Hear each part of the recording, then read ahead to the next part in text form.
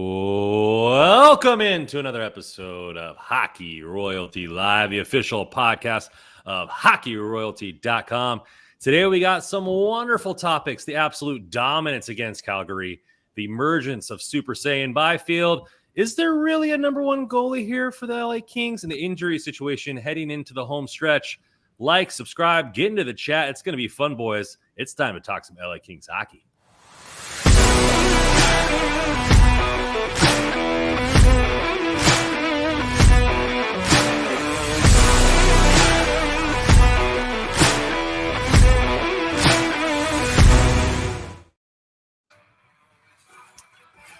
All right, guys. All right, man. What's going on? How you guys doing? Doing good. The rain has finally subsided out here in the LA area. You guys want to hear something crazy?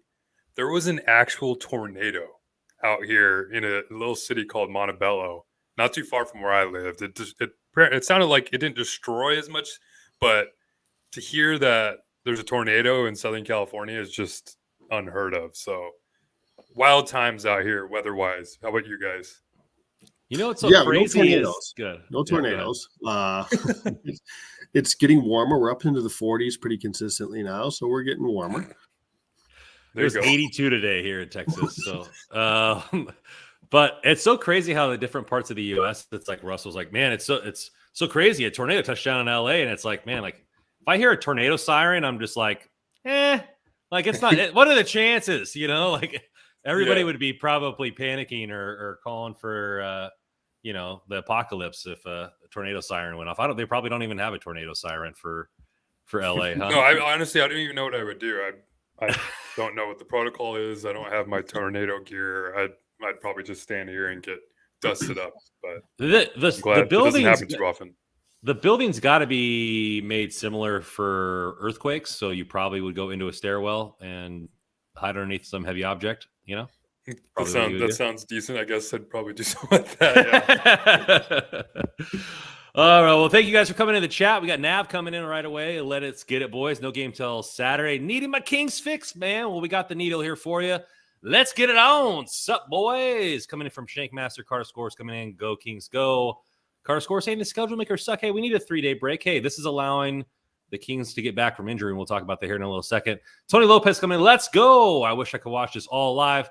But I'm about to play my first pickup game in like 5 years so I can join an adult roller league. That's quite specific there, Tony, but go and get it, man. Rough some people up. Now saying, I saw the video. It looked insane. Is talking about the tornado, and Shank is a tornado catcher. He's saying run outside and watch. We do have those guys out here that just get in their pickups and try to chase these things down and get as close as possible. Insane. Yeah, so Kings hockey been on a little hiatus the last couple days. We haven't been the back-to-back, but we have a doubleheader coming up this weekend, which I will be a part of. First game in LA in over 6 years. I'm excited to go to the crypt and watch some hockey. But let's talk about some of the games coming up in the that came or have already passed. English is tough sometimes. Dominance of Calgary. Now, this was a funny game for me because I was like, I've been playing the Last of Us 2 video game, and obviously everybody's been watching the show, and I've just been kind of hooked on it. And I was like, oh yeah, the game's about to start, and all of a sudden it's like 4-0, and I didn't even get a chance to like turn off my PlayStation and like watch the first period. I was like, holy crap, like this game is getting dominant here. So what did you guys see out of the full game? Anybody want to hit any topic? I'll leave this wide open for you guys. Joe, you want to hit it? You want to start with this one? So what's funny is after the first 5 minutes or so, 6 minutes, I was like, man, this is a very Kings Calgary game right now. Is a little slow go. And then it was just the Kings just took over. And like it was dominant in pretty much every facet of the game, but more so they actually, and I think Jim Fox you talked about it, how they just executed. Because there's games, we've all seen it, where they dominate, right? But it's scoreless after one. Seen it a million times. This was one where they dominated, and then there was a finished product. Like it was impressive. And I don't want to. And I tweeted at the time like that was a really, really big save, a really nice save by Copley. And I don't want to overrate it, but that was 0-0 at the time. The 2-on-1 save that Copley made. And when you watch, I think it was Backlund that came down. The the way he shifted his body before getting the shot and taking that shot, it was a really, really good blocker save by Copley. And if that goes in, because that's a goal that goes in 2 months ago, right? That's a goal that squeaks through Quick's legs or whatever. And we talked about how there's just that, it's just deflating sometimes when you're playing well and you give up a goal. It's like, come on, now we're chasing the game again. It was still early enough to where it wouldn't have been the end of the world, but to get that save and then shortly thereafter they take the lead and then it's just pedal to the metal and they stomp them. So I thought that save was just, it was huge. And I think in the grand scheme of the game, it gets a little overlooked. They scored 8 goals, but that's a huge save in the moment. Right. And I think that was great to see those timely saves that the Kings just weren't getting at times earlier in the season. Carter comes and says, Joe, did you bet on Calgary only to get disappointed again? They have ruined me. I'm done. I'm sure they've ruined a lot of people in terms of futures. I mean, a lot of people thought they were going to win the division. Well, what's funny is I was looking at it just a minute ago. It's so annoying. They are second in Corsi 4 at 5-on-5. They're a top 3 team in expected goals at 5-on-5. It's just ridiculous how good they are, yet at the same time they are so bad. It's impressive. It seems like the players have almost just not kind of I don't know, adhered to anything that Sutter wants them to play with. I mean, we kind of saw that the lingering kind of tail end of Sutter's time in LA, where the players had already won, things were going bad, and then it's just you get to the point where a coach like Sutter probably gets a little annoying at times. Yep. And especially when things start to go bad, we've just seen Calgary just slip. And yeah, they're play good. The system kind of works for them, but they just it doesn't feel like they have the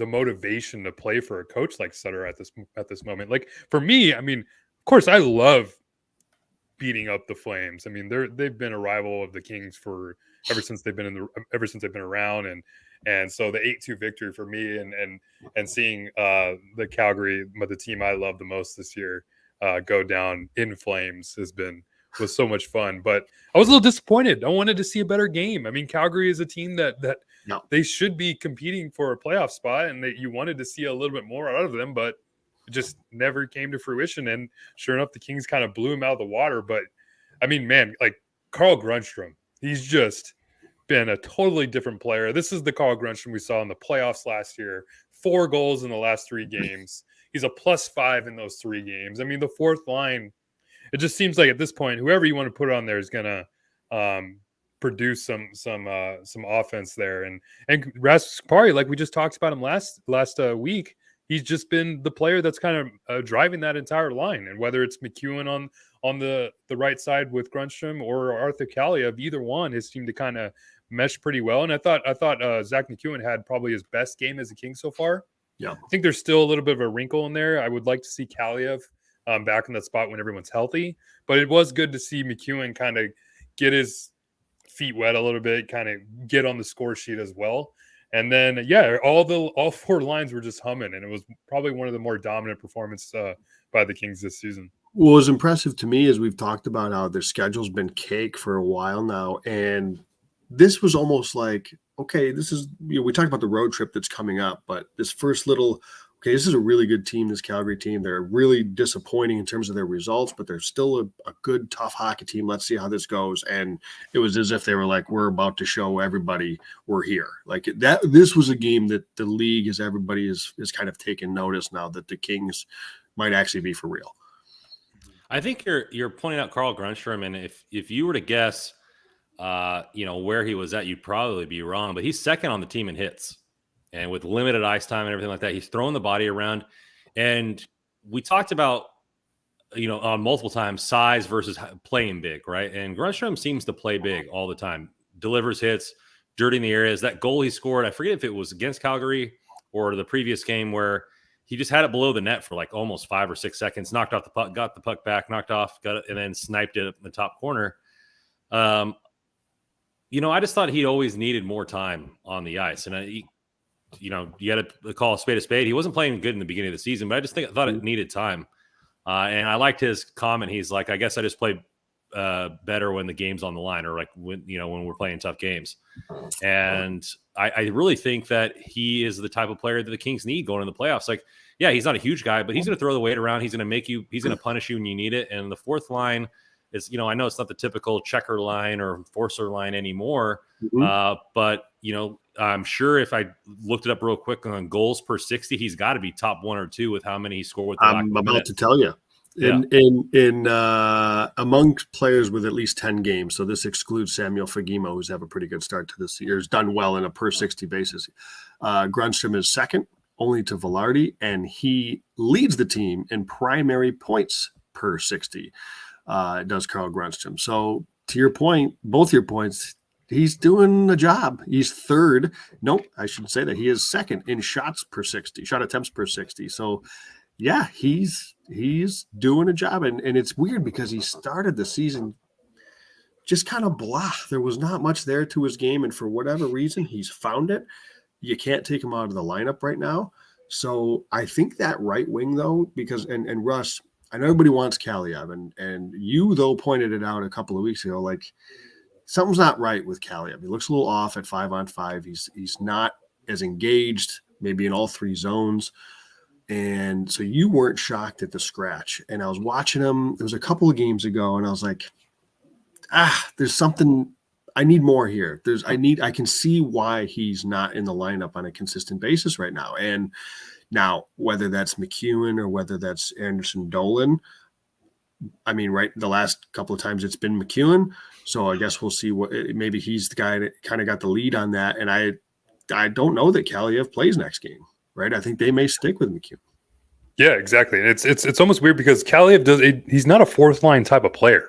That's not where he's going to be. That's not where he's going to thrive in when he's consistently in an NHL lineup. So I mean, the last handful of games he had played, I mean, 5-on-5, he just wasn't engaged, like you mentioned. Like the physicality wasn't there, and that's really something you want to see from a fourth line, and that's kind of why Carl Grundstrom has just been playing so well lately, because he's obviously one of the more physical players that the Kings have. I mean, I don't know if there's a player that I've seen on the team that, I mean, when he throws hits, you can hear the hits along the boards.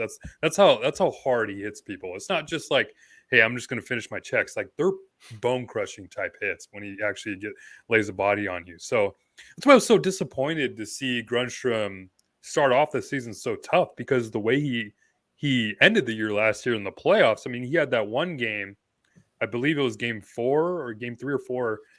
He just went off, and that playoff environment fits his game so well. And if you want to have a solid fourth line that's going to be throwing the body around and dishing out that physical type play on the fourth line, I mean, Carl Grundstrom's probably the best player on the Kings to do that. So, I mean, if they're going to have all 4 lines be contributing in their own unique way, I mean, I would think Grundstrom would have to be in the lineup. So I'm loving what we're seeing and the production we're seeing out of him. I mean, I'm not going to expect him to be scoring goals all the time. I mean, that's great. That's an extra cherry on top. But if he just wants to continue the consistent play, be solid defensively, be good on the forecheck, hey, I'm totally fine with that. And maybe you can stay in the lineup on a regular basis. Guess who's top 3 in hits for forwards? Carl Grundstrom. Rasmus Kupari. Oh, yep. Okay. So that line is doling out some punishment, and I know it's often apropos to not compare people to Hall of Famers, right? But the guy that got his banner in the rafters, everybody talking about him being a little brown or whatever. But what I took away from part of his speech was I wanted to make a name for myself in the NHL level by doing something different. I had to add this to my game when it wasn't maybe necessarily part of his game his entire life. And he said, anytime I played somebody new, I wanted to make sure they knew who Dustin Brown was. And so I think that Carl Grundstrom is that type of player. Like, he wants to, you see him go out there and try to target some guys with some hits and change the momentum with some physicality. And the team needs that, especially if we're playing Edmonton with how dirty they played last year, and they're going to try to be physical and out muscle you as well with some skill. Grundstrom's going to be necessary for that. And we thought he would be a third line player with some second line if some people got injured at the beginning of the season. And it just really hasn't manifested itself that way until later on. And now Kupari's kind of him and Kupari are kind of gelling with that 1-2, that line scoring points. It's driving, and it wasn't. There was stretches last season where the fourth line carried the Kings, and not that they're carrying them now. They had all four lines rolling in that game. But we talked about it ad nauseum that if we have any chance of sniffing the cup this year, we need all four lines rolling, and the fourth line is definitely stepping up its game lately. You do, and the good thing is for McClellan that he's, again, we talked about him trying to figure out who's going to fit where, what guys are going to be going, and you're seeing what peak Grundstrom looks like. We're seeing what a well-rounded Rasmus Kupari looks like playing both ends of the ice. And he's got a chance to see McEwen a few games now, so you're starting to get an idea of what he can bring to the table. So McClellan will know when he can't play him. We know what Arthur Kaliev can bring. He's obviously a lethal threat on the power play, but is that enough? Can you do need to play at 5-on-5, and that's been a little inconsistent at times. And I think you just know what I said it for the last year and a half. Jared Anderson-Dolan is a Swiss Army knife. You plug and play him wherever you need him. You could keep that guy out of the lineup for probably 3 weeks, put him in, and he's going to give you a shift, right? So I think he's one of the guys that I don't even think they need to mix him in as much here down the stretch as maybe a McEwen or a Kaliev to kind of get going, because I just think Anderson-Dolan's that type of player where you can plug him in and he'll spot in where you need him to. So if you see nothing from Kaliev or McEwen down the stretch, do you have any hesitation playing Jad game 1? No, I don't have any hesitation. I don't think it's like best case scenario, but I don't have any hesitation necessarily. Again, I'm an Anderson-Dolan fan. I think he's good at what he does. I think he can play all over the place, both ends of the ice. So I think if Kaliev isn't doing it, I still think I'd prefer to see Anderson-Dolan get a few more looks than McEwen. But to Russ's point earlier, McEwen, probably had his best game of the season against Calgary, so I wouldn't be surprised if he's back in on Saturday. Russ, I want to ask you this question here, and Shankmaster's proposing it. Do you think Artie's still hurt? Something doesn't seem right. I know you're around the team a lot more than we are, considering Buffalo and Texas. So have you heard anything? Is it just something that's lingering? Or, I don't want to throw any voodoo on a guy. Is it a mental thing? Did he not respond? Do you think he might have not have responded well to being put in the press box after all the strides that he's made on this team? I don't know. I feel like it's just a player. I mean, the thing with Kaliev, he's never really been a consistent player. I mean, ever since he's been with the Kings. I mean, there's been stretches of good play, but you kind of see like the beginning stages of what we saw in Adrian Kempe's play, where it's just kind of an up and down thing with him. And a lot of Kaliev's kind of best moments have come on the power play. And that's why when the power play was so bad, we were like, oh, Arthur Kaliev has to be in the lineup because he's obviously a home run hitter with the shot he has. But I mean, with the way that the Kings top 9 almost has been gelled and you add Fiala to the mix, the offense is there. So there's not that necessary that need for a player like Arthur Kaliev in the lineup. So to have someone who, I mean, was a dominant goal scorer and offensive producer in the junior ranks, try to get acclimated to the NHL type of play, more on the bottom 6, where you're looking for a little bit more physicality. That's kind of hard to do for that type of young player, especially. So the best thing, the quote that I liked from McClellan, where Artie was back in the lineup, was he talked not necessarily about the offensive game that he had, but the fact that he was being so physical. He was rolling off checks on the boards. He was engaged, because that's what you're looking for with Kaliev. You're looking for him to be engaged. You're not looking for him to just shoot the puck and be offensive, because that's going to come. He's got that with every game he plays. So if you just can have him engaged, be really solid in the neutral zone, stick to his man in the defensive zone, because that's another thing I kind of noticed with Kaliev is he get lost a lot of times on his matchups in the defensive zone. So that was something maybe I think McClellan saw as well. So that when he's back in the lineup, that'll be something that we'll have to be watching to see if the defensive side and the physicality is still there for Kaliev, and then the offensive game will start to ramp up as well, because that's kind of what we said the same thing with Rasmus Kupari, right? I mean, we just wanted him to focus on the defensive side. We saw obviously with Gabe Velardi too. You focus on the defensive side, focus in the neutral zone. The offensive game will just come organically, and I think that's what they're trying to instill into Arthur Kaliev. And then maybe we'll see. He's still a young player, so I'm not going to give up hope, obviously, on Kaliev. I mean, he's going to find his game sooner rather than later, and maybe he has a breakout season next year or the year after that. Do you guys think that this team right now, with the way they're looking, obviously dominance completely since the All-Star break, what is there? Have you guys seen a weakness? Is there still something that they need to work on, or that you're afraid of going in down to the home stretch? If you guys are weird, that's a great question, because I've kind of been thinking that too. And I think after practice, Daryl Evans asked that question to McClellan too. It was, do you get worried when the team is playing so well that there's kind of going to be a let up? And that's what I've been watching too. Like, I mean, everything is just clicking right now. Is there going to be a chance where we see this team, like, everything's working so well, you kind of let the foot off the gas pedal, sort of say, or even just do things out of the way of how the system is supposed to be run? I think that's really the only, I guess, weakness that there could be. I mean, because right now it's hard to point out a weakness right now for this team. Everything is just working so well. All the defensive pairs are kind of gelling. Even Alex Edler has back-to-back games with a goal. So I mean, it's or maybe not, but I mean, it's crazy because, yeah, it's tough to you want to find weakness, and we're trying to find things that the Kings can kind of fine tune before the playoffs start. But I mean, right now it's hard to find it, and I guess we're trying to point out things and try to be critical. But I mean, the team is just the best team in the NHL, and it's hard to do that. I think the weakness isn't necessarily a weakness. I think what it is stylistically, how far will this take them?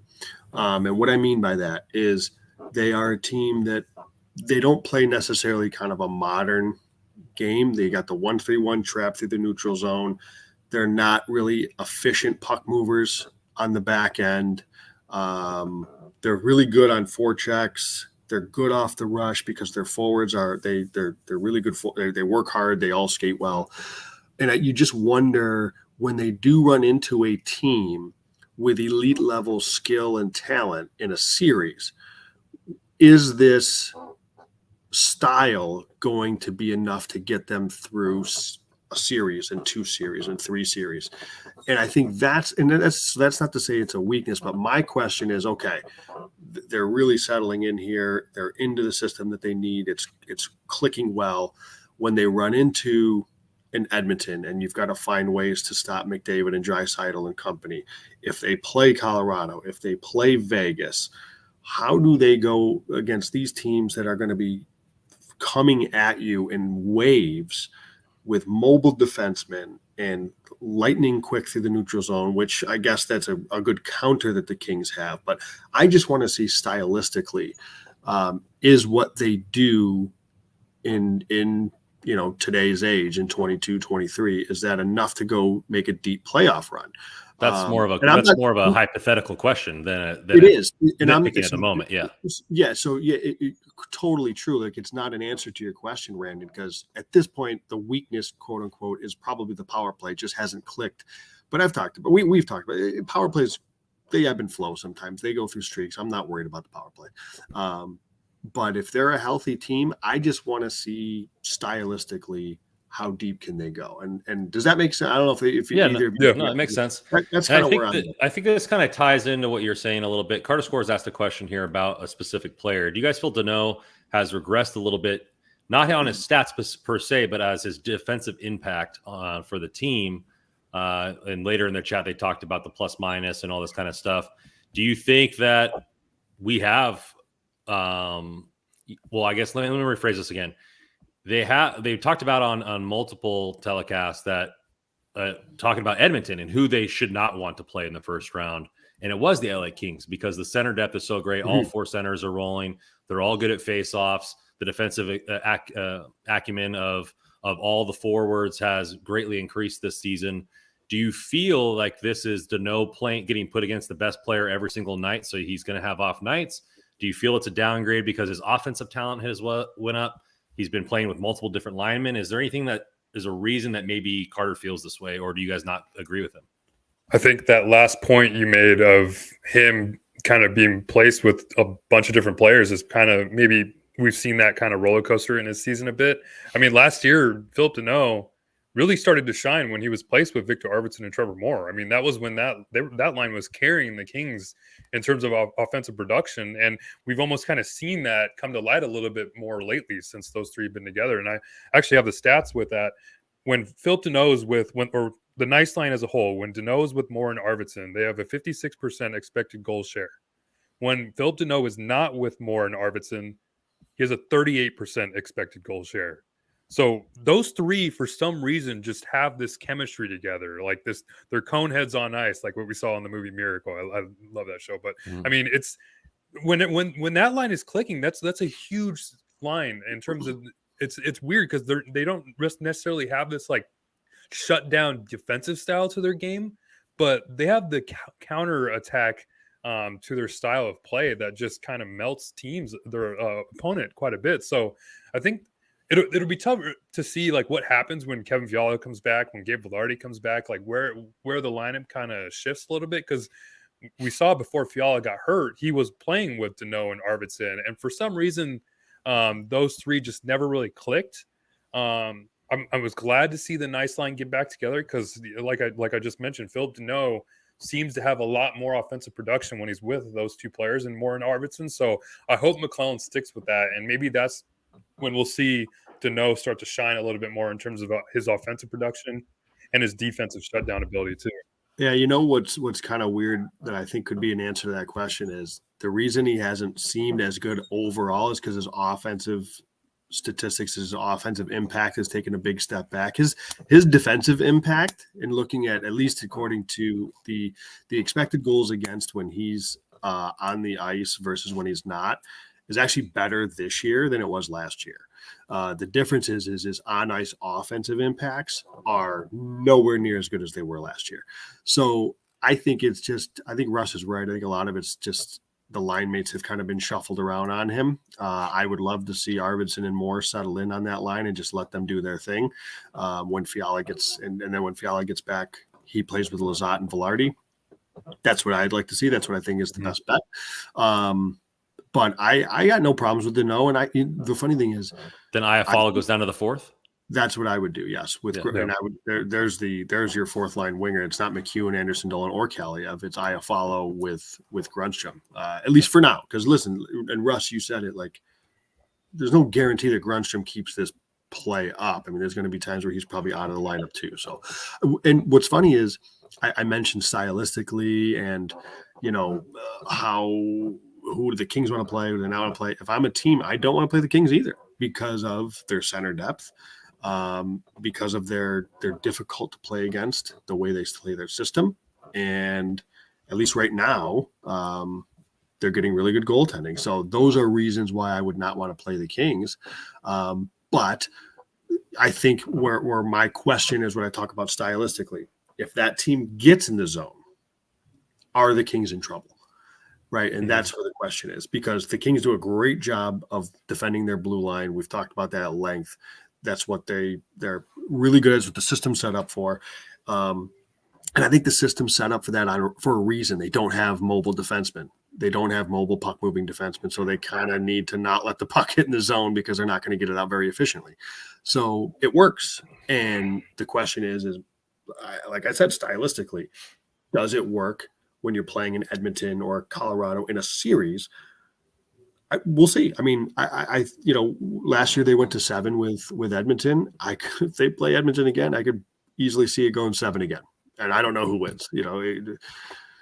Yeah, I mean, just kind of like what you said, like when the opponent was getting in the defensive zone, we saw that come into play a lot during the earlier part of the season. I mean, remember that Calgary game we saw? There's just so many mistakes in terms of defensive coverage in their own zone. So, I mean, since the Kings have started to play well, it's been their ability to limit those zone entry carries into their own zone. So if they can kind of force that 1-3-1 system into their game every game they play, especially in the playoffs. I mean, we saw that frustrate a player like Nathan McKinnon. I mean, if you're able to frustrate a player like McKinnon, I mean, I think you can go far in the playoffs. But just one more thing on Deneau. one more stat I pulled up. His shooting percentage is at the lowest of his career since his rookie season at 6.4. So he's kind of regressed a little bit there. Hopefully we see that tick up a bit. And his on-ice save percentage is at the lowest of his career. So that might be a bit of what happened with goaltending at the early point, because we noticed a lot of the goals that were going in that maybe were soft were with Dano on the ice, unfortunately. So his on-ice save percentage is kind of ticked up a bit, and but his on-ice shooting percentage is also at the lowest of his career, and that might be because, like we've talked about, the line mates that he's kind of been shuffling in and out of.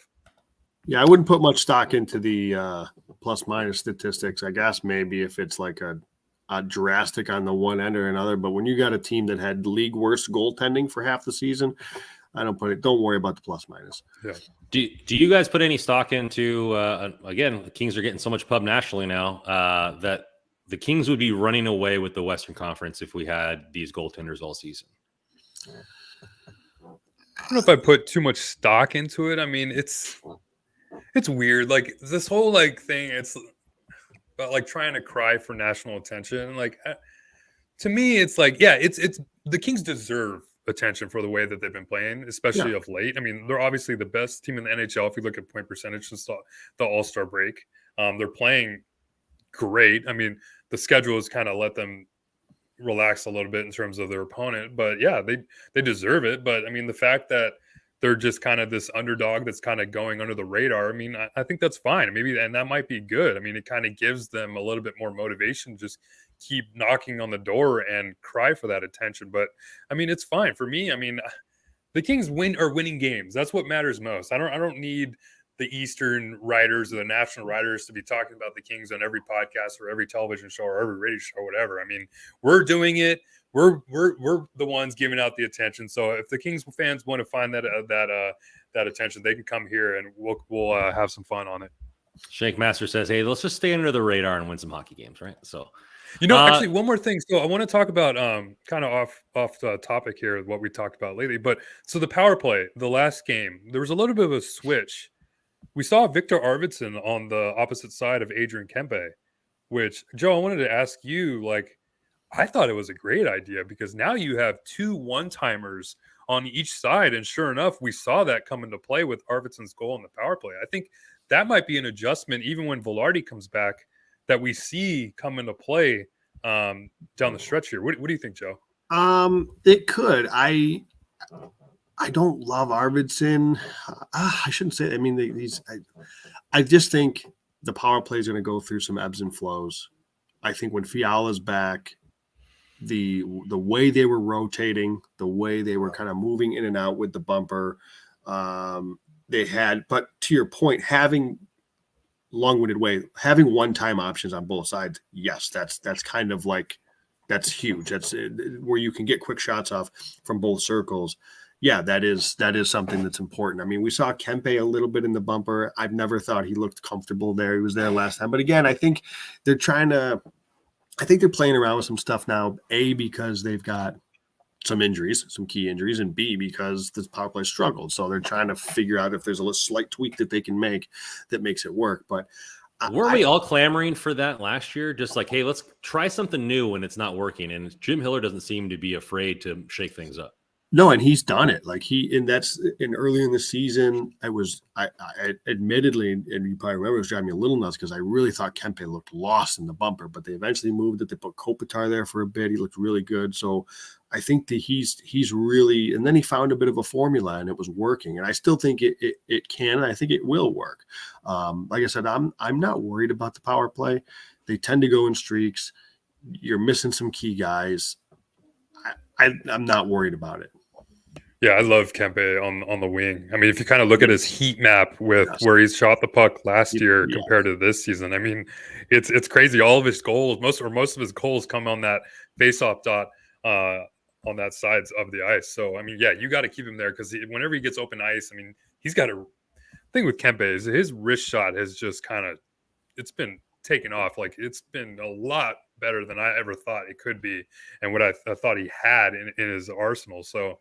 Yeah, I love it. And I hope they keep him there. But it'll be interesting what happens when Fiala and Velardi come back in terms of the power play one. Kopitar, they've kind of Hiller's just kind of moved players around, and you don't want to take Fiala off that first power play unit. So it'll be interesting what they do with Arvidsson, having that option on the other side of Kempe as a one-timer when Fiala or Velardi come back. Well, but they were right next to that dot on was that Saturday night. So hopefully we get a Kempe, the juice power play goal right there. They were using, I mean, Kaliev, when he's in the lineup, is on that right circle. So in theory, you could have Arvidsson still on that left circle and have you got one-time options either way. But they've also used Iafallo, for better or for worse, on that right circle as well. So I think that there's multiple ways that they can make that work on the second unit. Creativity, that's what we're seeing in the power play. That's all we've been asking for. Very much creativity. Trapper, I think we're all clean on my end, so it might just be your internet connection there. I think we're looking at this. Carter Scores brings this stat in here. I think it's interesting, and we talked about it, having center depth. Kings are 6th in faceoffs on 5-on-4 and 4th at 5-on-5. This is going to be big in the playoffs, getting key faceoff wins. Last year, I'm sure they'll still go to it in the playoffs where it's either going to be Kopitar or Dano taking faceoffs, but to have confidence up and down the lineup to be able to have that's going to be huge going into the playoffs. Yeah, I mean, it's the amount of centers that are on this team. I mean, Velarde's played center. Trevor Moore's played center. Mm-hmm. Rasmus Kupari has definitely elevated his game in the faceoff dot, so that's been huge. Blake Lizotte is available. So you have a lot of options, and I think that's why we're starting to see the faceoff tick up a little bit. Also with Andrei Kopitar, who's having probably one of the better faceoff statistics-wise of his career. So that's been a huge improvement there. And yeah, I mean, we just talked about having to limit the amount of defensive zone time for this team and try to focus more on limiting zone entries and forced dump-ins. Yeah, if they can win faceoffs in the defensive zone, that's going to be huge for this team's capability to make a long playoff run. Yeah, I would say I want to ask you this question, and you can maybe answer both. They said on the telecast that maybe the reason for Kupari, and it was Jared Stoll talking about the Kupari's uptick in faceoff and his acumen in the dot, like getting stronger in the wrist and the forearms, and like kind of leaning in the upper body. How big is that as far as just like that man strength and that forearm and that arm range to manipulate the puck there? There's a lot going on in a faceoff there, but that's obviously a big part of it, because at the end of the day, you're both probably going to, unless you're going to beat him, the opposing center, in quickness, you're going to have to outmuscle him at some point with your arms. I mean, you see them, how they get low, they use their legs as leverage. Depending on the situation, some guys will turn and try to win the draw, tie up, turn, try to kick it back. Some guys will try to lean in and just tie up and wait for help. There's different ways, different situations, whether you're on your forehand, whether you're on your backhand.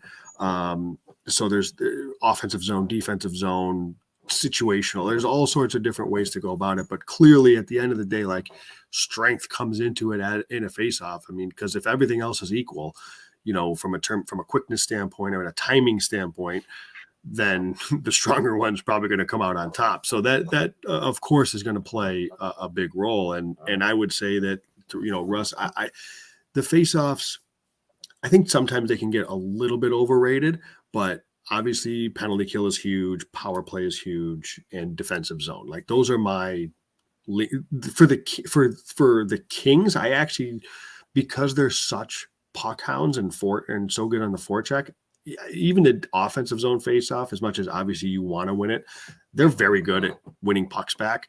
That it's not the end of the world if they lose it.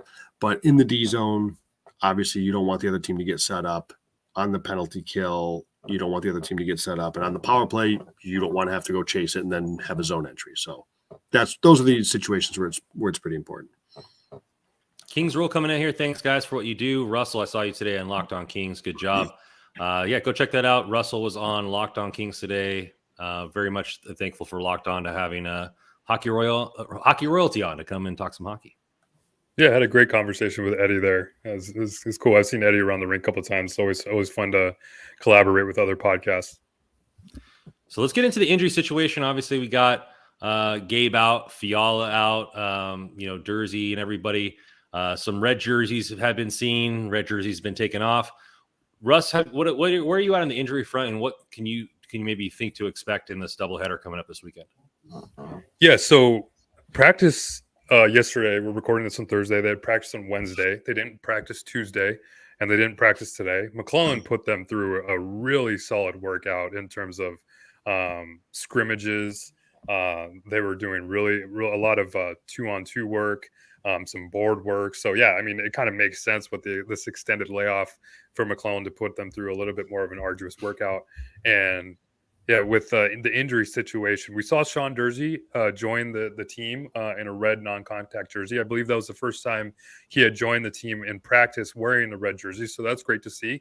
And then we talked with McClellan after practice, and he mentioned that Kevin Fiala and Gabe Velardi, even though they didn't skate with the team on Wednesday, Fiala was able to skate on his own. And he mentioned that Velardi should have joined Fiala in another skate today. So they practice again tomorrow, Friday. So we'll see if Fiala and Velardi are able to rejoin the team. And then he also did mention that Sean Durzi should take another quote unquote next step in his return. So whether that means shedding the red non-contact and then just putting the regular black jersey on that defensemen wear. But they practice tomorrow and Friday at 11 a.m. and I plan to go there. So hopefully get some more positive news on that situation.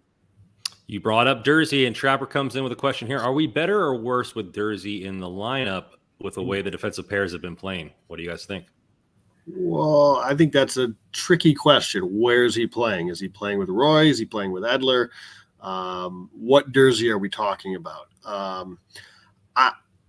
Because the second part of this is who's coming out of the lineup when Durzi's in. Is it as simple? Are you just making a swap of Durzi for Walker?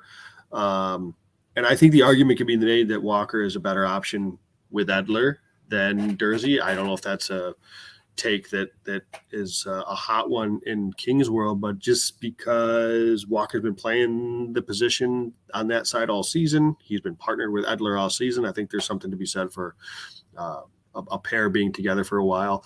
I don't know. It's a good question. I think it partly depends on the role and it partly depends on who's coming out. I think the tricky part is Walker may be if not better, kind of a wash, if you will, at 5-on-5. There's a big miss on the power play, so unless Jordan Spence is in the lineup in place of Durzi, the Kings need Durzi on the power play. So I think that's where I give him the edge. Yeah, I think that's a huge drop off in terms of having a power play quarterback on that second unit. I mean, Durzi, he's shown that capability to quarterback a power play, and he did that when Doughty was out a lot last year on the first power play unit, which was really great, even as bad as they were on the special teams. But yeah, I think if Durzi is in the lineup, you get that huge improvement with the extra man. But I agree with Joe where there seems to be this kind of wash in terms of 5-on-5 play. Sean Walker has definitely picked up his game of late. I know a lot of Kings fans still like to harp on his play, but I think he's been more than capable on the third pair. So it remains to be seen what will happen when Durzi comes back. I hope he's healthy for this road trip, because it seems like we're waiting for this test to happen. They passed it with flying colors in Colorado. Calgary didn't present any sort of test, or whether it was just the Kings just on their game. So hopefully when you have this 4-game stretch here coming up on the road where they go to Edmonton, Calgary, Seattle, Vancouver, you get a little bit more of a test in terms of defensive like work and stuff like that, playing against players like McDavid, going to Calgary, playing in Calgary, playing in Vancouver seems to kind of up their game a little bit. So yeah, hopefully we might see that kind of interchangeability in terms of the defensive side with Walker going and Durzi, Spence, whoever in the lineup, even having Edler come out. Because I think Edler's also kind of picked up his game a little bit of late. But I mean, we talked about it, Joe, with we were kind of ho-hum at this whole Gavrikov-Roy pairing, and they've been up and down. So this will be another opportunity for us to see how they're and kind of gauge how they're able to play together when they go up on this 4-game roadie. And what I'm looking for in that pair is what we just talked about stylistically, is if and when a team like an Edmonton, because what we saw before, we talked about with Colorado. And by the way, I give the Kings way more credit for the Calgary win than I do Colorado, because that was just full dominance. That was not the scoreboard was quote unquote dominant against Colorado, but the game wasn't necessarily. It had some timely goals and timely saves, and that's great. But in that game, when Colorado did get in the zone, Roy Gavrikov had a real hard time getting out of the zone. So that's the question that we have is when these teams, the Edmontons, do get in, can these pairings, and I'm talking about the pairings that don't really have mobile puck-moving defensemen that can get out efficiently, Doughty and Anderson can do that. They both have that skill set. I don't think that's necessarily in either of Gavrikov, Roy's that's maybe like 2 or 3 notches down. That's not their top. That's not what they're best at, and even on the bottom pair, like Walker can do that. If it's Spence, he can do that. If Durzi, he can do that. So that's what we're looking for. And who knows how this all shakes out. And I think we'll get an idea this weekend, because I doubt Edler plays both games. He's been sitting a lot on the back-to-back. So do they go Spence Walker, Spence Durzi? Do they slide Gavrikov down with Spence, Durzi, Roy? Who knows? But that's it's kind of fun to watch it and see how it all plays out. I'd love a little Gav Spence matchup there. I think that'd be kind of a fun pairing, honestly. So let's get like somebody asked, has there been any official designation to Gabe Velardi's injury, or is it still just classified as upper body? I don't even know if they've classified it at all. I would expect it to probably be upper body. I feel like they kind of just held him out on Wednesday, more of a precautionary reason. I mean, I'm just kind of throwing out a guess here, but it seemed like they had a team photo like right before practice, and Velardi and Fiala had their skates on and were kind of skating around, and then they just kind of skated off and went to the locker room and never appeared again. But it didn't seem like there was anything bothering them. We'll see what happens in practice, and it was good to hear that they were able to skate on their own. So I think it sounds like McClellan and the coaching staff was kind of giving them a little bit of a break. I mean, this extended kind of break couldn't have come at a better time, it seems like. I guess you could say there's kind of pros and cons to it because of how well they're playing too. That could be of a con, but with all the injuries that are kind of piling up, I think it's good to have this long layoff, so that way you can get some guys back healthy again. And then we'll see what happens when they are back on the ice tomorrow for practice. Yeah, I want to see the phenom Fiala, in my first Kings game in a while. So got to get him back on the ice. If you were to put a guess right now without practice tomorrow, if you were to put a guess right now, Russ, is Velardi and Fiala in for Saturday? I don't know if Fiala would be in. I think it's been quite a bit of a layoff. He hasn't even really been practicing with the team. So, I mean, if you just give him one practice, I'd be very surprised if he's able to play. There's also not even a morning skate on Saturday with it being a day game. So I don't know if Fiala would be in the lineup. Maybe Sunday. Velardi, I wouldn't be surprised if I did see him. I don't know if I'd expect him to be in the lineup, but we'll see what happens in practice tomorrow. It was kind of weird because they had the team photo, and then on the bench they had lined up all the practice jerseys, and there was a white 13 there. So I kind of assumed that they were going to be practicing, and then they kind of just carried it off the ice, and he never showed up. So we'll see what happens when they show up in practice. I actually probably would expect Durzi to be in the lineup from what we've heard with McClellan saying that he's expected to take his next step in his recovery. So if he's able to shed the red non-contact jersey on Friday for practice, I would think we'd see Durzi in the lineup with one of these back-to-backs. But I'd be surprised if I saw Fiala with how long he's been out. The old fantasy football questionable is what it seems like Russell is going with. There we go. Little score updates for everybody watching live. Nashville helped the Kings out and only allowed Seattle to get 1 point instead of 2 in a shootout. Vegas is up 2-1 over Calgary. Pitt and Dallas are square, and Anaheim is square with Winnipeg as well. So a lot of shifting there at the top. Let's get into our sponsor here at DraftKings, code THPN. Ready for the underdogs, upsets, and unbelievable action of DraftKings Sportsbook. The biggest tournament in college basketball is here. Right now, new customers can bet $5 on college hoops and get $200 in bonus bets instantly. Plus, for a limited time, all customers can score a no-sweat bet in round 1 or 2 of the tournament. Go in the app, opt in, and place no sweat bet this weekend. And if it doesn't hit, get your bonus bet back up to $10. Do you want to pick underdogs or matchups? Is your Final Four, or is your bracket completely wrecked? You can still bet here at DraftKings Sportsbook. Download DraftKings Sportsbook app now. Sign up with code THPN. Bet customers can bet $5 and get $200 in bonus bets instantly. That win or lose. That is DraftKings Sportsbook with code THPN. Joe, Brandon, real quick, you had just mentioned Nashville. This is why I've been talking about so much how that Pacific Division title and what it kind of seems like it's turning into the Western Conference title is so huge, because that second wild card spot, it seems like it's just still up for the taking. Winnipeg's kind of falling off a little bit. Calgary just doesn't look that great, and Nashville's only 3 points behind Winnipeg. And they have 2 games at hand, which is so crazy because of the sell-off that Nashville had at the trade deadline. So, yeah, if you're able to get that first seed in the Western Conference and then face a team, whether it be Winnipeg or Calgary or Nashville, I'd much rather take that than I would a team like either Vegas or Edmonton, whatever happens there. And this is a Nashville that's not only without the sell-off, no Yossi, no Forsberg right now either. Yeah, it's crazy. Playing well. You know what else was crazy? Brant Clark with another 2 more goals tonight. Kid is absolutely on fire.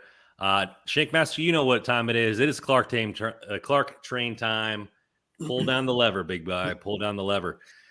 You know who else is dominating? The emergence of Byfield. So Byfield, we talked about it a couple podcasts ago, how he's elevating the line. The line is playing at that level. Now I think he's taken his game up to the next level within that line.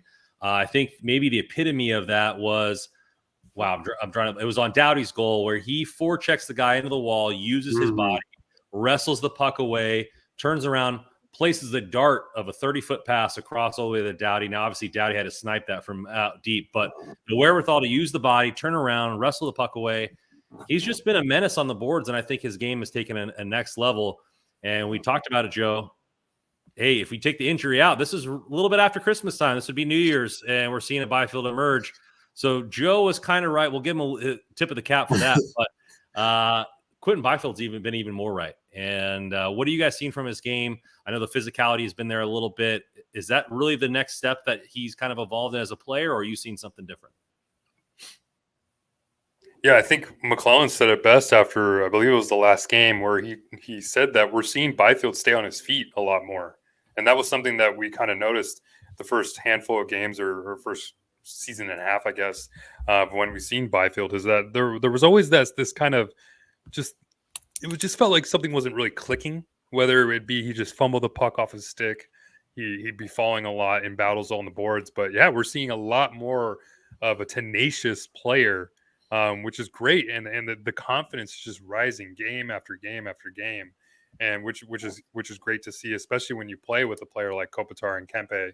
You would expect almost a young player like him to be a little bit hesitant in terms of his play style and look to dish off more. And we're seeing him be a little bit more of a playmaker than maybe some want to, I guess, be accustomed to. Some are asking for him to shoot the puck more and maybe score more goals. But hey, I'm totally fine with the way he's been playing. I mean, his primary assists are up. I mean, his point production's up, and he's making plays like you mentioned, Rand, just that forecheck ability with the long reach that he has, I think is huge, because it wasn't even the best play that he had against Calgary wasn't anything that he was involved in terms of his assists. I thought it was that almost goal that he had in terms of setting up Kopitar with that easy tap in, and Kopitar barely missed it. I think there was a loose puck along the half boards, and Mackenzie Weegar, who's a great defenseman, is going up to it, and Byfield just beats him, even though Weegar had a step on him, and it was more or less because of that long reach Byfield had. And sure enough, he took the puck, drove to the net, and fed a nice pass to Kopitar, and unfortunately Kopitar wasn't able to put it in the net. But that was a play. I mean, it drew a lot of oohs and ahs from the crowd and even in the press box. So we're just seeing this confident player start to emerge, and you can see that star capability, especially in his personality too, off the ice, kind of come into play a lot more. I think it's huge, and we're seeing that second overall pick start to come out of that player. Yeah, I think the game is starting to slow down a little bit for him. I think it's the move to the wing has really helped, because I think it takes a little bit of a burden off, perhaps, of having to play a full 200 feet and the responsibilities of a centerman, but it allows him to allows the game to slow down a bit for him on the wing. And I think now you're kind of seeing that come to fruition. And one thing I'm curious about, whether he stays in the wing or if he moves to back to center at some point, is we talked about his reach. Is he somebody, because we early in the season there was a topic about his stick length. And I think one of the things that I thought was, well, you're probably going to see him when it's a shorter stick, you can be a little bit more, the puck can be a little bit more in tight to you. You can control it a little bit better. Probably that's more of somebody that's going to look to be making more plays with the puck, a little bit more of a passer more so than a shooter. I wonder if, as he develops and as the game slows down, if he does end up switching to a little bit of a longer stick, and if that changes his game at all, if he ends up switching A to help his reach, but B to maybe it helps his shot a little bit too. I don't know. It's all a comfort thing. So he may very well just stay with this, but I think, I don't know that he's much of a shooter. Maybe is not giving him enough credit, but I don't think that's his strength necessarily, is his shot, if you will. So I think what he's doing is getting it on forechecks. He's winning one-on-one puck battles, but he's also getting the confidence. I think this helps when the game slows down to try to make plays. I think there's too often where he was a little jumpy with the puck on his stick last year, where this year he's a little bit more confident, taking that extra half second to make a play. And I think that's the biggest difference. Yeah, I haven't had a chance to ask him, but I wonder if he has switched his stick, because like you mentioned, I mean, I don't know. I'm kind of just speculating here. I'll have to ask him next time I get a chance to talk to him. But like you mentioned, just that move to the wing, it's allowed him to think a lot less while he's on the ice. It's just go in and be that F1, just be straight on the puck and try to use that long stick, which is actually a great ability, or a great thing to have if you're on a forecheck, to have that long reach and break up the play along the boards. But yeah, that confidence started to help out a little bit more, because he doesn't really have to think as much and play that 200-foot game that a center would normally have to do. Sorry, Brandon. No, you're fine. And I think you brought up something that I was kind of going to hint at is I wonder if it's kind of a mental thing for players to go to center to wing. Like you mentioned, the Kings play the F133 style. Most teams play that, where for anybody who doesn't know, the first forward closest to the puck is F1. They go forecheck, battle for the puck. Second player, he decides whether he's going to help or be there for a pass, and the third player helps with the defense. Or, so depending on how many forwards you have on the puck, limits the counter activity, or you're all in on the offensive side of the puck.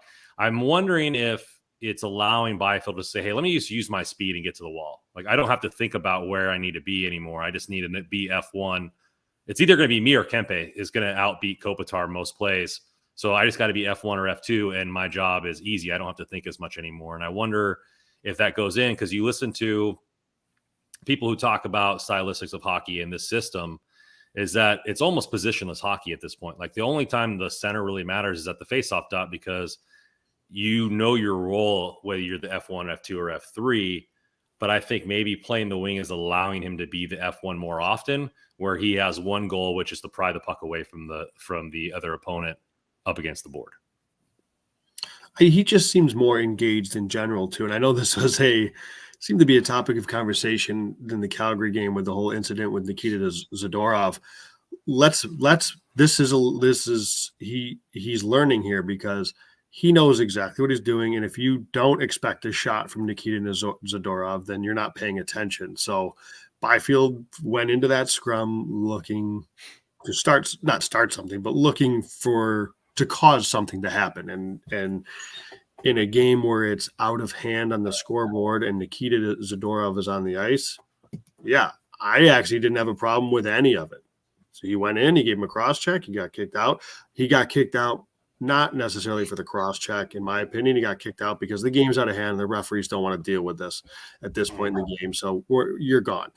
No problem with what Zadorov did. No problem with Byfield. He's trying to stir the things up a little bit. And, maybe next time, just do one quick to make sure Zadorov's not on the ice when you do that type of thing is all. But that's part of it, though. He's engaged in everything right now, and I love it. It's pretty crazy to think about. He's 220 pounds right now, and he's only 20 years old. I mean, he's still got some muscle to put on when he grows up. It's going to be a fun player to watch, especially with how well he can skate and how well he can actually control the puck in tight. I think that's been a really good skill that I didn't really know much about when you watch him play. You just hear more about the speed and that forecheck capability and that playmaking ability of his. But that stick handling talent that he has in tight, I think that's great. The shorter stick helps that. Yeah. And it was on full display in that one pass where he tapped it over to Kopitar for that goal, where he was back and just got that right little angle on it. And I think another good play from him is what you said. It just still shows his offensive acumen when he got that burst of speed up the zone. You tweeted it out there, Russ. Like, I know this didn't end up being a goal, but like he moved up the ice effortlessly past everybody. Yeah. So this is exactly. I think we talked about this earlier in the season, and it's different now because he's not playing the defensive center role. But you watch that, you could find 100 clips of Anze Kopitar doing the very similar thing, swinging low, demanding the puck from the defenseman, and then they go about it different ways. Kopitar is not going to have that burst of straight line speed and go down the way Byfield would. Kopitar is going to kind of saunter and kind of slalom his way through the neutral zone and end up in the zone just as well. But that is what you were looking for from Quinton Byfield. Swinging low, demanding the puck from the defenseman, wanting to be the outlet, and then the puck carrier through the neutral zone. And that is the Byfield that you hope to see going forward too. I'm glad you brought that play up, Brandon, because I mean, when I saw that, I didn't watch the game live, but then I watched a replay of it, and when I saw Byfield swing low, and as a defenseman, when you see a forward swing low like that and kind of build up speed, you're almost kind of have to give a player like that the puck. I mean, you're not just going to hold off in it and just kind of let the player swing high. So, I mean, especially when you see a defenseman like Drew Doughty do that. I mean, for a young 20-year-old player, we wouldn't have saw Quinton Byfield do something like that the first 50-plus game of his career. And now that's the confident type of Byfield that we're seeing, where he's like, hey, I'm going to demand the puck. I'm going to build up some speed here, and Doughty, you better give it to me because I'm coming up the middle of the ice and going to get my way into the zone. And sure enough, he gets to the slot and gets a really good scoring opportunity. That's the type of player I want to see from Byfield, and that's the confidence we're seeing growing in his game too. Yep, it's immaculate. I'm gonna ask this question here.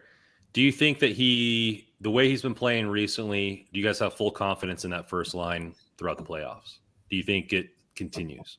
Yeah, I have no reason not to at this point. Yep, I do too.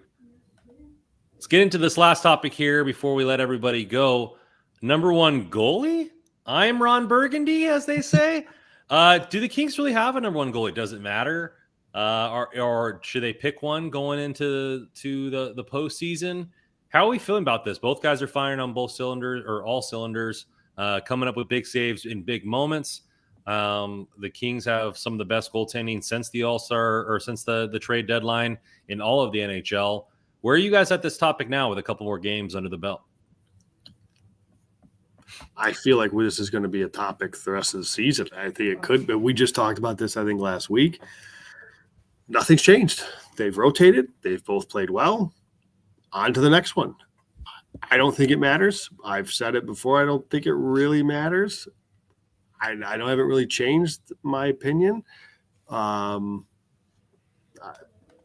That's exactly how I feel, Joe. I mean, if I had to choose right now, I mean, for me, the goalie I'm going with game one is probably Phoenix Copley, and that's obviously if they continue to play well. We see both goalies continue to play well to the end of the season.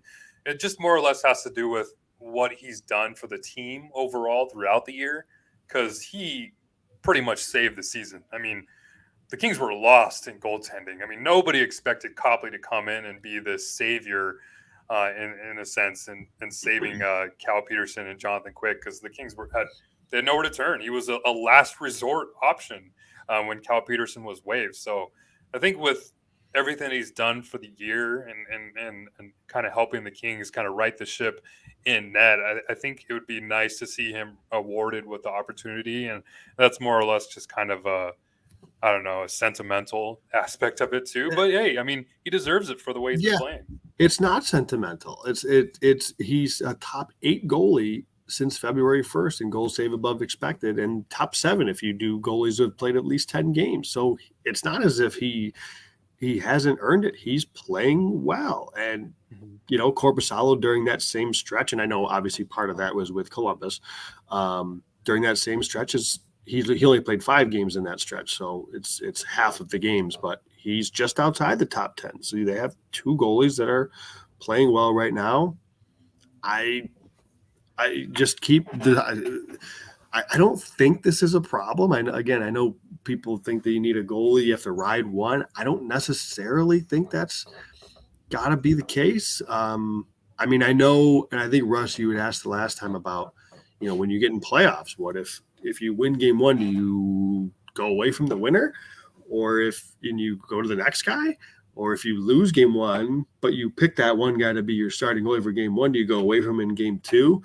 And I think those are fair questions, because that really puts, if the Kings decide to do this, right, the rest of the way and into playoffs, that puts that to the test, because as a coach, especially a guy like McClellan, who's going to want to lean on certain guys, and I think he tends to trust certain guys, that's going to be a big test. You continue to say you're going to rotate, and then you go win game 1, you're going to go away from that goalie, which I don't care. Like that, just because you won game 1 doesn't mean you have to stick with the same lineup. I think that's utter nonsense most of the time. So I don't care about that. But if he actually does it, that's the thing though. So I've been thinking about that. So let's say McClellan just continues to rotate goalies. Just do it all the way to the cup. All the way to the cup. Let's say Copley starts game 1 and they win. Yeah. And let's say he starts Korpisalo and they lose. That's going to bring a ton of questions into play. Like, why are you sitting Copley? He had just won game 1 of the playoff, his first playoff game. You bring in Korpisalos. Let's say he starts game 1, Copley wins, and then Copley starts game 2 and Copley loses. I don't think that question comes into play in terms of you start Korpisalo. I don't think there's necessarily that, why did you start Copley again game 2? I think a lot of people would kind of understand where McClellan's head's at in terms of starting Copley game 2. So I think there's more of a, I guess, win-lose or kind of a lose-lose opportunity almost, quote unquote, in a sense, with game 2, even if Copley or Korpisalo does win game 2, because then you have to start, you kind of Copley game 3, you kind of keep going with that switch. So I don't know. It's hard because, we're talking hypotheticals here, but it's going to be a tough thing to have, a tough loss in a sense if he does continue with this switch in net and Korpisalo does start game 2 and lose, whether you go Copley again in game 2. I don't know, but this is all hypothetical, and it'll be interesting. It's going to be a continuing story all the way up until game 1 of the playoffs. I wonder if this weekend might define what's going on, because this is the last of the homestand. They go on the road. It's going to be a pretty tough road trip. They play some good opponents. I wonder if they will still rotate, or maybe this will start. Maybe the road trip defines what's going on. I don't know. I think there's going to be either a definitive game one way or the other. Like somebody's going to pitch a shutout late or something like that, or somebody's going to get destroyed later on in the season, and maybe that might be the defining moment. We'll see how it goes. It's very interesting because this is new territory for the Kings, right? It's like this was never a question of who's going to start in net at any point in the playoff history of the Kings in the last decade or so. So it's new territory here. And side note, if we ever do something like the biggest pump your chest and the biggest L's for us after the season's over, I think my biggest L's got to be Copley, because I was completely against him being signed on this roster, and I'll take that L. He's been outstanding for he's been. And listen, I think McClellan, he's gonna do whatever he's got to do, but depending on who they play, and we said it last season, and it happened. And if they play Edmonton again, there's going to be a game where Edmonton routs LA. Yep. They're going to win a game 7-2. It just, you bank it. They did it last year. It's over the course of a series, it's just going to be one of those games where the stars are the stars, and there's nothing you can do to stop them. And my wonder is, how does, if and when that game happens, where does it happen, and how does that play into this whole goalie thing, but I love it. I hope they keep rotating for eternity. I think it's a blast. Why the hell not? He's got the easy call to make this weekend because they got a back-to-back, but I love it. Why not? Well, I mean, just kind of looking at the schedule. So we have this back-to-back against the Jets and the Blues, both teams that the Kings should probably win, should get 4 points out of. But then that next stretch of games, so that road trip that we're talking about, this 4-game road trip where they go to Calgary, Edmonton, and then they have a back-to-back against Seattle and Vancouver. So you have those 4 games. And then the 3 games after that, you're at home to the Oilers. You're in Vegas for that fun matchup that everyone can't wait for. And then you're back home against Colorado for a team that is also going to be gunning for a division title. So there's still an important stretch of games. And we're talking about them having to win the division with the playoff seeding and whatnot. So we might see this back and forth in terms of goalie situation happening, especially with the way the defense has been able to play. I mean, it's not like they're making 40-plus save games, winning games, or stealing games. It's been more or less about the defensive side of things. So, I mean, yeah, we could see this stretch happen because even the last 2 games are against Vancouver and Anaheim. So, yeah, we'll see this carousel happen all the way to the end. Speaking of the division, in true Flames fashion, they had a loose puck in the crease that they were about to tie the game, and the referee blew the whistle. So they didn't get a chance to tie the game, and Vegas has come down and scored, so it's now 3-1 Vegas. This season is just a crap show. That's the thing. It's like people are giving so much crap to the Pacific Division. The top 3 teams right now in the NHL in the last 15-plus games or so have to be the Oilers, the Golden Knights, and the Kings. I mean, you just look at point percentage. I mean, none of these teams want to lose, and it sucks as a Kings fan because you would expect the way the teams have been playing. I think they're 8-0-2 in their last 10 or whatnot. I mean, you would think that they'd kind of create some separation here, but it just won't happen. Vegas won't lose. Edmonton won't lose. I mean, Connor McDavid has 60 goals on the year. Like, come on. Like, someone dropped the ball here. It's crazy. Kaz, yes, we talked about the power play earlier. If you want to go back and listen to that, we talked about the injuries and how that affected the power play there. I think who started the last game against Calgary? Was that Copley? So I'm guessing Corpusalo probably Saturday if they're going to keep going the back and forth, and Copley on Sunday. I would think so. Yeah. Either way, I mean, you could probably go either way. We'll see each goaltender this weekend.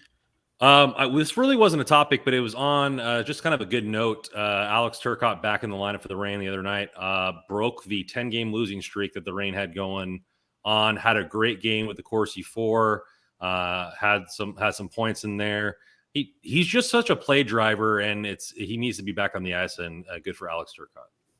Yeah, I mean, I did a mailbag where and thanks for everybody who wrote in, and a lot of good questions. There's a question about, what do you do with Turcotte? I think it was Turcotte and Fagemo in the question, but for Turcotte, it's like when he's healthy and he's on the ice, he's effective.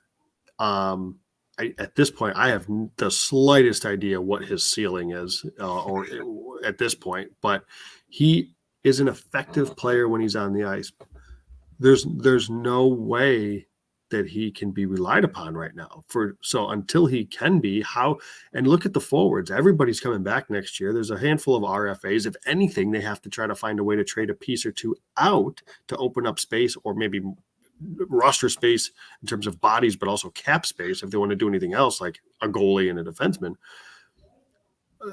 I don't see where there's anywhere room for him to play in Los Angeles, which all I've been hoping for is just a healthy season for the kid, and it just hasn't happened, and it sucks because I do think he's a good player.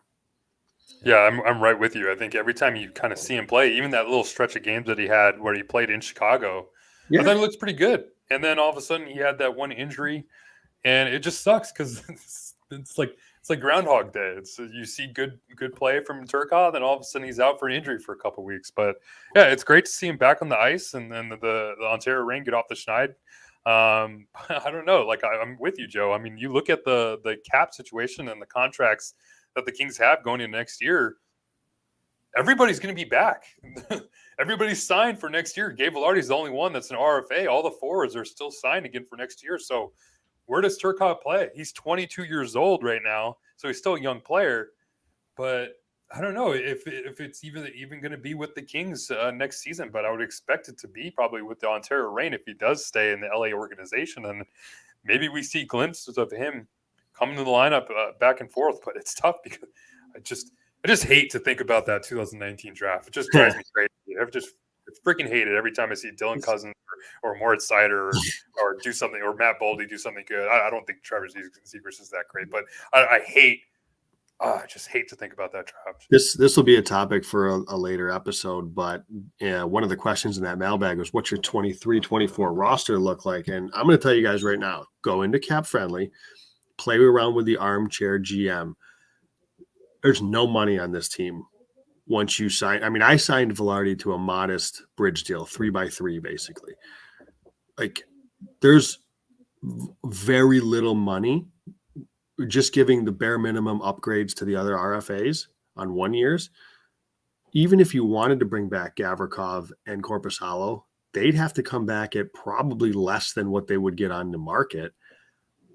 I don't know how they get through this offseason. And I'm pretty sure in my scenario, I traded Cal Peterson and I traded Alex Iafallo, and it's still tight.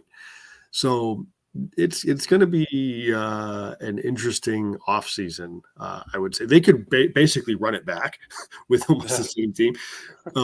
You could see them, if they do decide to say bring Gavrikov back or a different defenseman, like you might legitimately see Bjorn Furter just because of financial reasons play as your third pair left D just because they're cheap.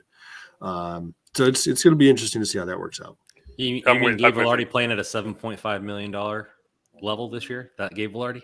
Well, that's the thing is, I mean, I don't know that he would take a 3x3 bridge, but that's what I signed him for, just for purposes of the exercise. Yeah, we're going to be talking about roster construction forever this offseason. It's going to be tasty.